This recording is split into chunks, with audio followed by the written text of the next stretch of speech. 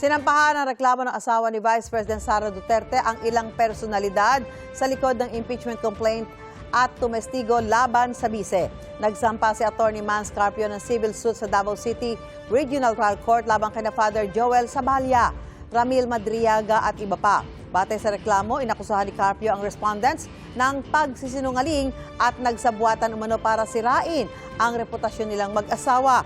Anya bahagyan ng umani black propaganda campaign para hindi makatakbo si Duterte sa 2028 presidential elections. Humihingi si Carpio sa kanila ng mahigit 7 milyong pisong danyos, kabilang si Father Sabalya sa mga naghain ng impeachment complaint laban sa bise. Tumestigo naman si Madriaga sa umano'y maanumalyang paggamit ni Duterte ng confidential funds. Sabi ng abogado ni Father Sabalya, desperado na si Carpio. Ginagawa lang daw ni Father Sabalya at iba pa ang kanilang constitutional right para hinga ng accountability ang vice-presidente. Ang abogado naman ni Madriaga, hindi pa raw muna makapagkokomento dahil hindi pa nila natatanggap ang kopya ng reklamo.